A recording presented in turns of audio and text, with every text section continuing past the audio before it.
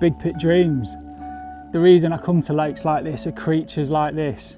Big waters, low stocked, make you put the effort in, but fish like this make it worthwhile. We're at a venue we shouldn't really have been at. We were supposed to be filming at a mega Northamptonshire lake, but Mother Nature had other ideas, so we're on a mega Cambridgeshire lake. Big, wild, windswept with creatures like this. If this trip goes any better, you might see me again with another one. If not, you'll see me in Northamptonshire.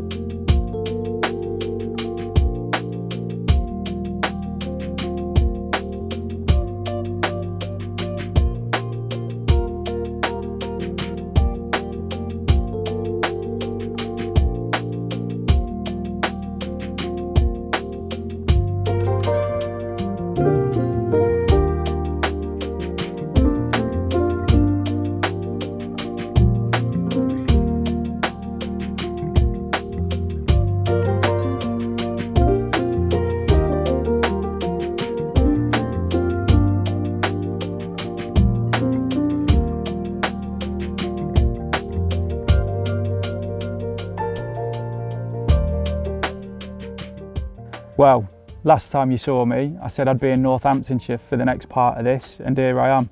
I'm at a mega lake in the middle of the valley, 70 acres of absolute bliss.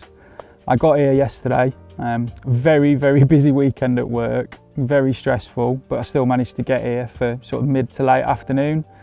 It's not the most easiest of lakes to look around to start with, purely because of the size of it. You know, 70 acres, it's a good hour or so to do a proper lap. Within that first hour, I had a good idea of where I wanted to be. There's a couple of areas of significantly shallower ground than the rest of the lake, and those areas are heavily weeded at the minute, and there was fish clearly showing in those areas. I'm in an area known as the Point at the minute, fishing up to one of those massive areas of weed, and the fish were clearly here yesterday evening. Not so much this morning though, but sat here watching out this morning, I've seen fish. Well, I've seen dorsals and I've seen the odd bit of fizzing. I've had a good look through the binoculars, and there has clearly been fish sort of towards the back of the weed, a good couple of 100 yards from where I am at the minute. So we're mid-morning as it stands, but once we get through bite time, I'm going to reel in and go have a proper look round the other side, just so that I know I'm not missing anything.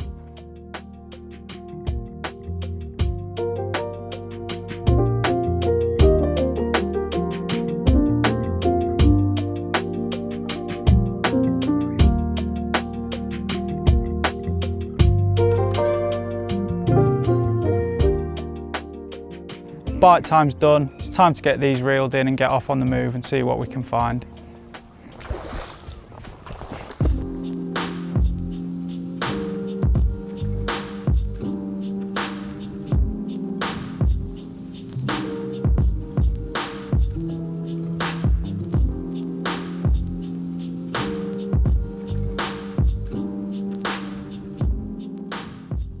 The conditions are really moody. Like I say, it's overcast, there's no wind, the pressure's quite high, and the temperatures are really humid, so this could be a bit of a challenge, this trip. It's a big old bit of water. There's very little angling pressure at the minute as well. There's very few people here. So what that means is wherever I am and the disturbance I make is probably going to move the fish around a little bit more than I would anticipate and move them away from me, which is why getting around and having a good look is going to be so important to make sure I put myself in pole position to make the most of this trip. There's one. Doesn't look like a bad fish either. That's pushed some water as it's moved through. I don't know if that one's a rogue one though. I really didn't expect to see anything in here at this time of day. Didn't hear anything last night either, and it's within earshot of where I'm pitched up. So, yeah, that's a quandary. One of my favourite swims on the lake fishes into this bay. So that's definitely something to bear in mind as we're on the way around.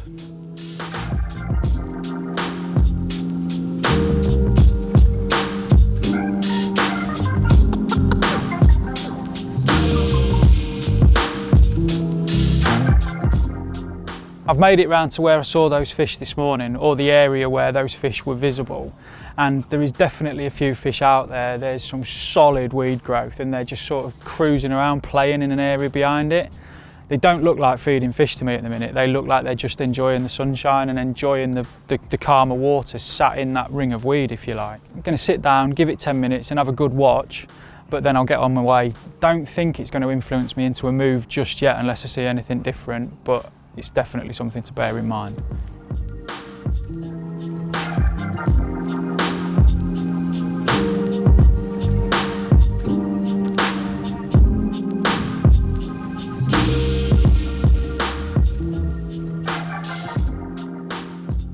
Bait is a massive part of my angling, especially this time of year. We're in the height of summer. The fish have spawned probably 6 weeks ago now. They're using loads of energy, the water temperatures are high, so they're expending loads of energy as they're moving around, and bait is one of the things that will let them replenish their energy levels and create features and create spots for us in terms of we're fishing. I use pigeon conditioner and lots of it, especially the one with aniseed with a good dose of rock salt, and then I use my trusty coated krill baits, boosted krill baits, using the various powders and liquids that I do to create a different kick-off and a different scent around the bait, as well as a bait that is working at different levels through the water column for me. Keep them stored in 2 separate buckets. I don't like to mix them up like a lot of people do. The reason for that is I want to be spomming the seed out first and foremost, and I want to get big quantities out as quick as I can. Sort of 20-25 big spoms have gone out today. And then with a boilie, I like to keep it separate because when it's prepped, I don't want that effort I've put in to prep the bait being washed away into the liquids with the seed. So I will keep the boilie separate, spom that out as it's prepped after I've spent 2-3 days prepping it as a minimum usually. Therefore it's working for me as I anticipate it should be and how I want it to be once it's out on the lake bed.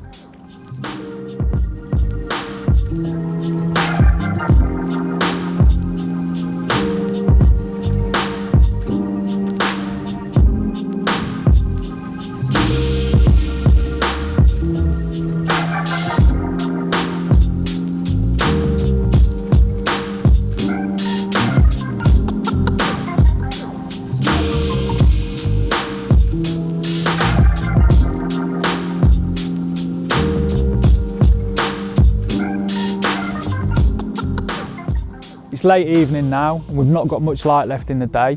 As you've seen, it has absolutely hammered it down this evening, and I mean really hammered it down. Managed to get the bait out really well, the rods went out well as well. I really don't think I could have done anything differently now, and I'm really confident of a chance tonight. It's down to the carp now, but I don't think I could have done anything better today really, so let's see what happens.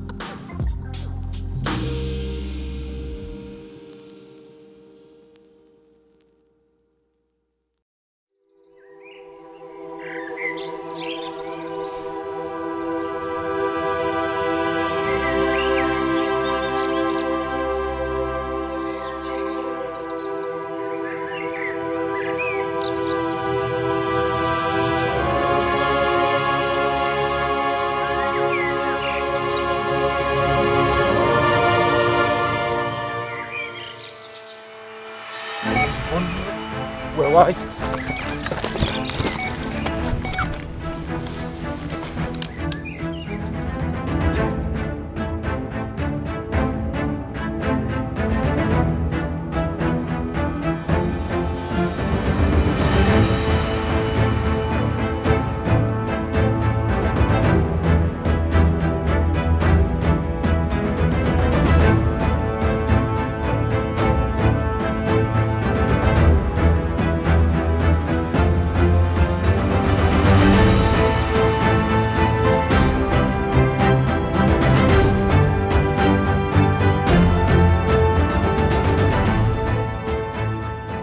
What a relief. Finally had the bite and we've got a lovely stocky in the net. It's been a glorious morning in the valley here, really misty.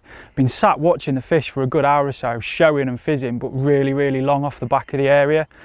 Didn't think the bite was going to come, if I'm being totally honest, and then the right hand rod has ripped off out the blue. Got this lovely fish in the net, which we'll show you in a minute or two.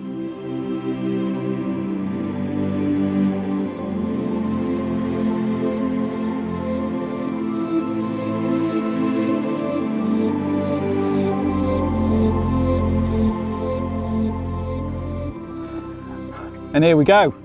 There's the result of this morning's bite. Lovely stocky. It's been a real challenge so far, but it does look good out there. There's quite a few showing still. I've still got a rod in the zone, so I'm not going to put the rod back out that this one came to just yet. But the thoughts of moving that I had have kind of disappeared now, so give it another half hour or so, get the rod back out and see if we can get another one for you.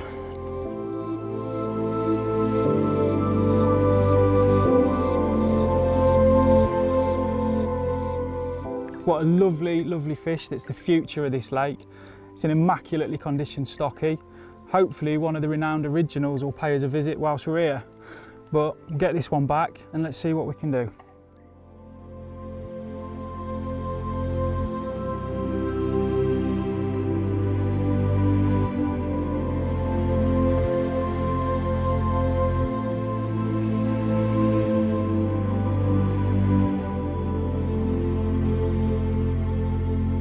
I was going to put the rod back out on the zone where I've just had that bite, but I've still got a rod fishing out there and there's a load of fizzing just round the corner off the point that we're fishing on as it stands. So what I'm going to do is drop this rig, hopefully, within the rings of the fizz and see if we can get a bite off that area, because what it'll do is stop me scaring the fish that are hopefully still out on that long spot I've had the bite off, and hopefully get us an opportunist bite. So we'll find out soon enough. Just get this rig sorted and get it out there. That has actually just shown again, hasn't it? Do you know what? I'm going to scrap the idea of putting it round the corner, mate. That needs to get back out there, mate. That needs to go back out there. I know they were fizzing, but I gave them some bait yesterday, and I think they've found it. So whilst there's an opportunity, let's try and make the most of it. So 2 ounce lead off, 4 ounce lead back on.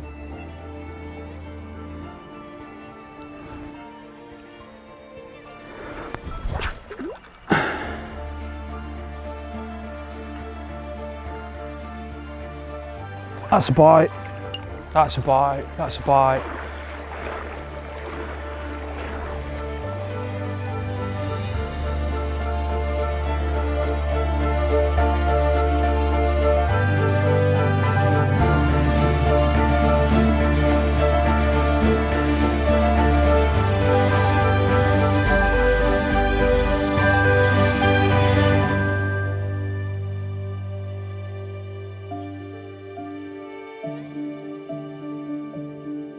For the last decade really, travelling has been such a huge part of my fishing. I lived in the Stamford area for a little while because of work, and then through a change of circumstances and a few bits and pieces ended up moving back to North Lincolnshire, which for anybody who knows isn't a hotbed of carp fishing. There is a few lakes in that area, but growing up in the area I'd caught pretty much most of what I wanted to catch around there. So it was a case of travelling or nothing, and you know, all of a sudden, sort of 2.5 hours each way became the norm really. The first place that gripped me and made me want to do the travelling was the caravan park. That entailed best part of 100 miles each way. And the reason for that was quite simply, it's what I believe to be the best fish in the country at the time. It's still up there as far as I'm concerned as well. But that gave me the drive, the motivation to make sacrifices in my life, to want to put the effort in to ultimately sort of catch them fish, and that particular one. And when you spend time in areas, you get to know those areas better, you get to know more people in those areas, and you stumble across other opportunities. And it would have been I don't know, probably a couple of years after travelling, the snaggy pit and the ski pit came on the radar. Now, the snaggy pit has fundamentally become a big part of my life, looking after the fishing on it and stuff for the last few years. But I was fortunate enough to be one of basically a couple of handfuls of people who could fish it. And the fish made it yet again worthwhile, putting the effort in and the mileage and the time sat in the car. But as I've said before, I'm not all about pounds and ounces. What I want is solitude at times. I want to escape the real world and I want to be me against the fish. And those two lakes in particular gave me that opportunity. Not many of us fish in big, wild, unmanicured lakes where it was me pitting my wits against the carp. And for a couple of years I had some of the best fishing I could ever dreamt of. Caught some incredible fish that I'll never forget and thoroughly enjoyed. You know, you could spend 3-4 days finding spots, prepping areas, but know that because there was so few of you fishing those areas on those lakes, that you would have the ability to drop back in them areas if the conditions dictated or the fish made it obvious to you that it was well worth it. I'm not saying that Solitude is everything I ask for. I want fish to have a bit of history, a bit of character. Or, for example, one of my tickets that I've got at the minute is the complete opposite. It's a really well-stocked lake, but it's got some incredibly scaly, incredibly good-looking carp. That means I have to battle the crowds and not be able to put the effort in baiting up and take the chances when they arrive, but I'm willing to do it for the right fish. Like I say, it's never about pounds and ounces. I would quite happily fish for a 30-pounder that has got everything I would ask for in terms of looks and history, or a 50-pounder or a 20-pounder, providing it ticks the boxes that I'm looking for. I mean, where we are now is pretty much 70 acres of heaven. It's not overly busy, but there's some incredible fish. But I'm just as happy on 5, 6, 7 acres with 7, 8 anglers around. But it takes a drive, it takes a determination, and it takes a consistency of approach. I'm pretty sort of consistent in how I approach lakes in terms of what I believe works and what I believe will get me results in certain situations. And it's about being confident in those approaches across a number of venues. I've ended up juggling a number of tickets because I don't want to miss the opportunity. Sometimes you can be on a waiting list for 4, 5, 6 years, and if you say no to that ticket, you're then back to the bottom of the list, and then all of a sudden it's another 4, 5, 6 years to wait. And with fishing how it is, you could go on a run of form and catch 2 of your target fish in a year, so all of a sudden you're left with nowhere if you haven't future-proofed and taken them tickets when they come up. It's not easy, but it's enjoyable, and that, at the end of the day, as long as it puts a smile on your face, then it's always going to be worthwhile.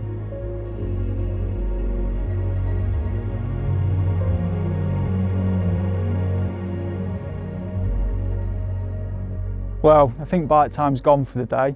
The fish have been really active again. Yesterday they were a lot further away from me, showing in that area of sort of shallow ground that's sort of ring fenced with that really heavy weed, but today they've definitely been a lot closer. I was contemplating a move right over the far side of the pit as a result of what we were seeing yesterday, but that bite this morning and them shows within that monstrous weed bed in front of me and slightly longer than where I'm fishing has convinced me to stay here for the night. So, going to hit the repeat button in a little bit, get some bait mixed up, get it spommed back out, get the rods back out as well as I can possibly get them out, and then basically kick back, chill out, have a barbecue, enjoy the evening, take in the surroundings and see what else happens.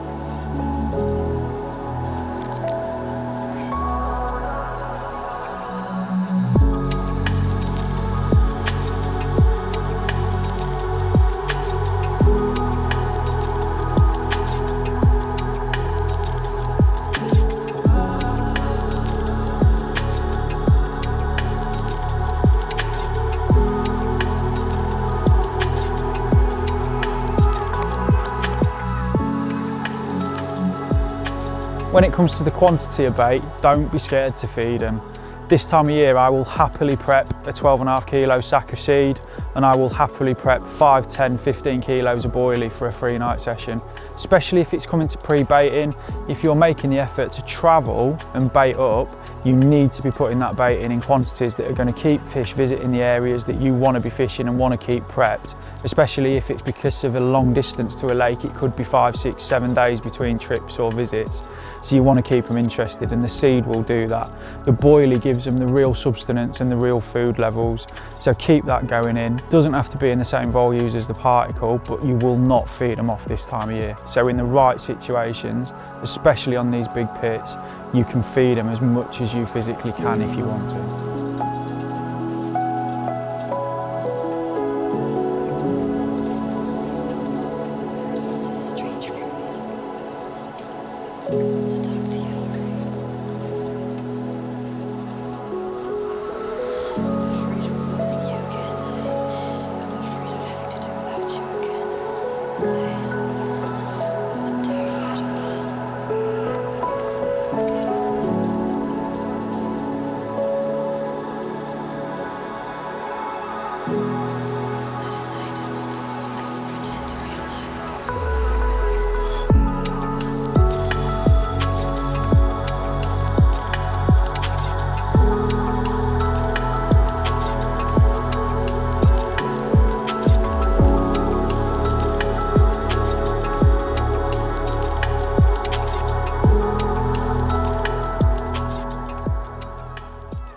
As you can see, it's been a lovely evening in the Nene Valley tonight, just in the middle of a really, really nice barbecue, and I think I'm the only one on 70 acres, which is absolute heaven.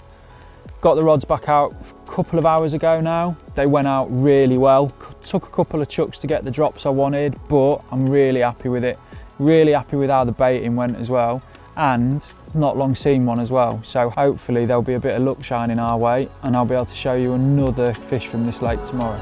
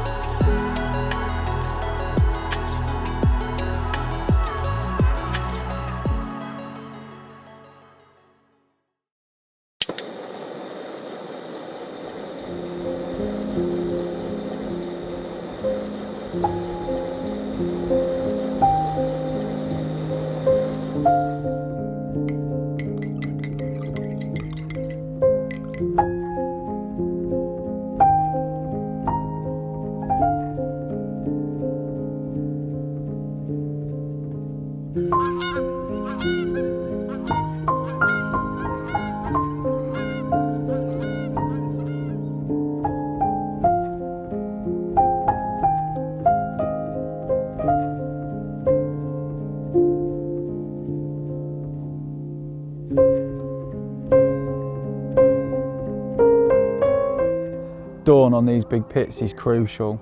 These next couple of hours are going to tell me where the fish are. If I'm not up, not looking, I'm going to miss it. As painful as it is, this is the time I need to be up and watching.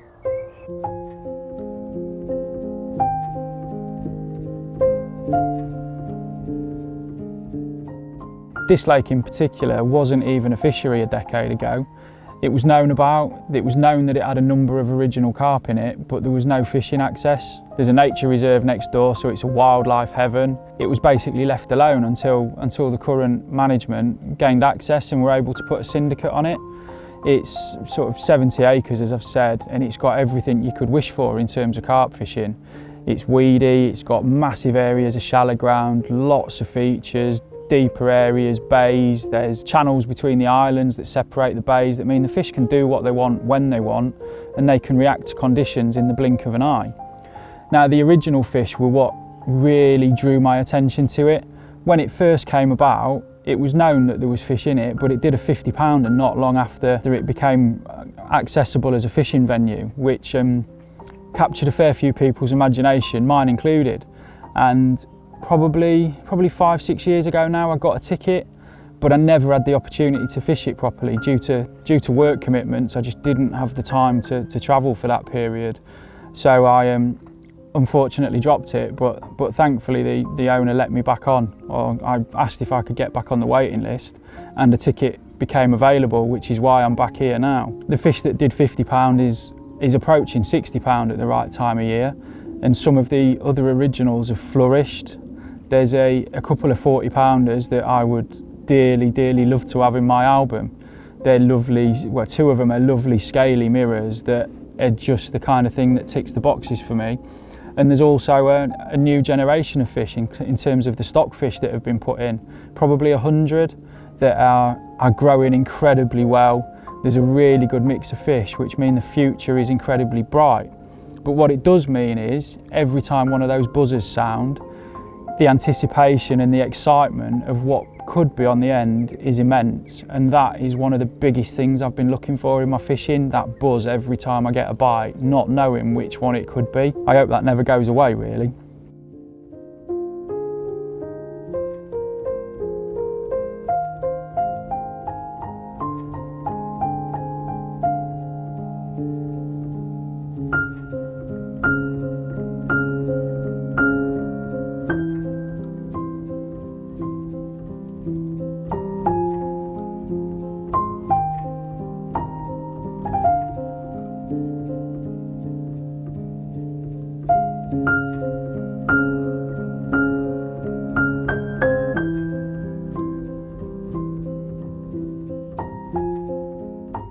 Well, that's the end of a really enjoyable trip. After yesterday and what I saw, I really thought there'd be another chance last night, but it just didn't happen. It's gone super hot today, and everything I saw this morning was a long way off us again. But that's the nature of fishing, especially on these big pits. Can't wait to get back though. Soon be autumn and it'll soon be time for the big feed ups.